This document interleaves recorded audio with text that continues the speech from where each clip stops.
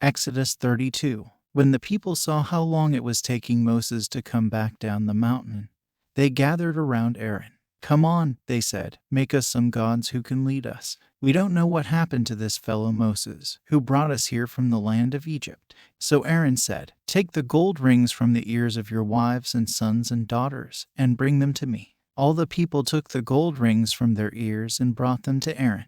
Then Aaron took the gold, melted it down, and molded it into the shape of a calf. When the people saw it, they exclaimed, "O Israel, these are the gods who brought you out of the land of Egypt." Aaron saw how excited the people were, so he built an altar in front of the calf. Then he announced, "Tomorrow will be a festival to the Lord." The people got up early the next morning to sacrifice burnt offerings and peace offerings. After this, they celebrated with feasting and drinking, and they indulged in pagan revelry. The Lord told Moses, "Quick, go down the mountain. Your people whom you brought from the land of Egypt have corrupted themselves. How quickly they have turned away from the way I commanded them to live. They have melted down gold and made a calf, and they have bowed down and sacrificed to it. They are saying, 'These are your gods, O Israel, who brought you out of the land of Egypt.'" Then the Lord said, "I have seen how stubborn and rebellious these people are. Now leave me alone so my fierce anger can blaze against them, and I will destroy them. Then I will make you, Moses, into a great nation." But Moses tried to pacify the Lord his God. "O Lord," he said, "why are you so angry with your own people whom you brought from the land of Egypt with such great power and such a strong hand? Why let the Egyptians say, 'Their God rescued them with the evil intention of slaughtering them in the mountains and wiping them from the face of the earth'? Turn away from your fierce anger. Change your mind about this terrible disaster you have threatened against your people. Remember your servants Abraham, Isaac, and Jacob. You bound yourself with an oath to them, saying, 'I will make your descendants as numerous as the stars of heaven, and I will give them all this land that I have promised to your descendants, and they will possess it forever.'" So the Lord changed his mind about the terrible disaster he had threatened to bring on his people. Then Moses turned and went down the mountain. He held in his hands the 2 stone tablets inscribed with the terms of the covenant. They were inscribed on both sides, front and back. These tablets were God's work. The words on them were written by God himself. When Joshua heard the boisterous noise of the people shouting below them, he exclaimed to Moses, "It sounds like war in the camp." But Moses replied, "No, it's not a shout of victory nor the wailing of defeat. I hear the sound of a celebration." When they came near the camp, Moses saw the calf and the dancing, and he burned with anger. He threw the stone tablets to the ground, smashing them at the foot of the mountain. He took the calf they had made and burned it. Then he ground it into powder, threw it into the water, and forced the people to drink it. Finally, he turned to Aaron and demanded, "What did these people do to you to make you bring such terrible sin upon them?"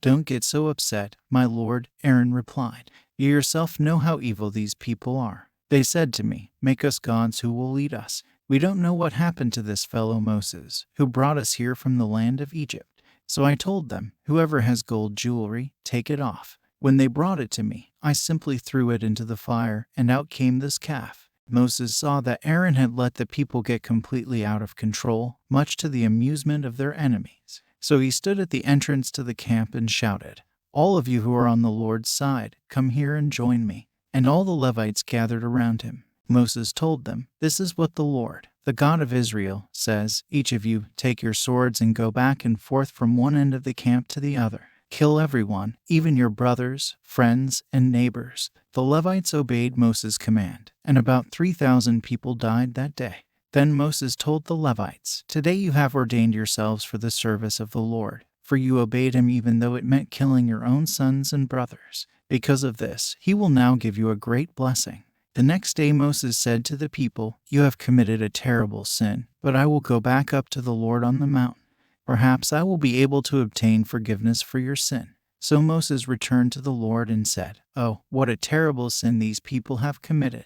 They have made gods of gold for themselves. But now, if you will only forgive their sin, but if not, erase my name from the record you have written." But the Lord replied to Moses, "No, I will erase the name of everyone who has sinned against me. Now go, lead the people to the place I told you about. Look, my angel will lead the way before you. And when I come to call the people to account, I will certainly hold them responsible for their sins." Then the Lord sent a great plague upon the people because they had worshipped the calf Aaron had made.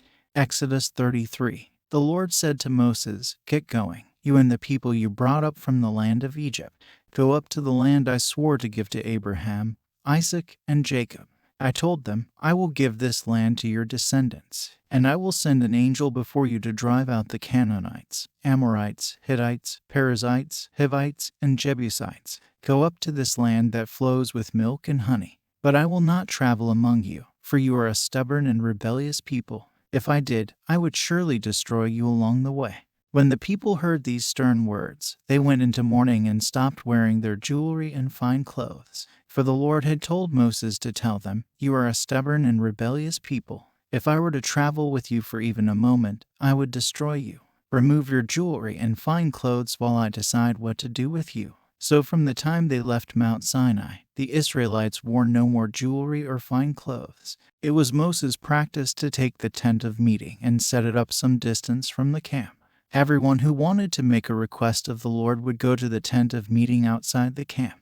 Whenever Moses went out to the tent of meeting, all the people would get up and stand in the entrances of their own tents. They would all watch Moses until he disappeared inside. As he went into the tent, the pillar of cloud would come down and hover at its entrance while the Lord spoke with Moses. When the people saw the cloud standing at the entrance of the tent, they would stand and bow down in front of their own tents. Inside the tent of meeting, the Lord would speak to Moses face to face, as one speaks to a friend.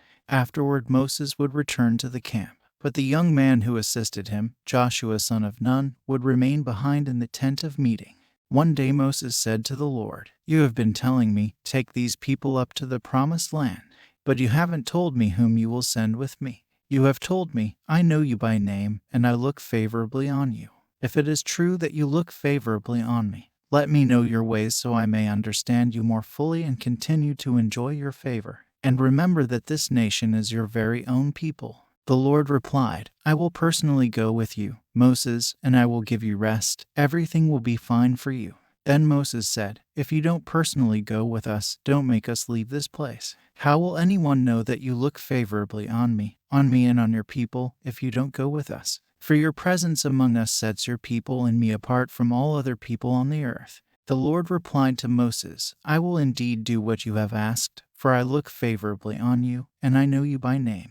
Moses responded, "Then show me your glorious presence." The Lord replied, "I will make all my goodness pass before you, and I will call out my name, Yahweh, before you. For I will show mercy to anyone I choose, and I will show compassion to anyone I choose. But you may not look directly at my face, for no one may see me in life." The Lord continued, "Look, stand near me on this rock. As my glorious presence passes by, I will hide you in the crevice of the rock and cover you with my hand until I have passed by. Then I will remove my hand and let you see me from behind, but my face will not be seen."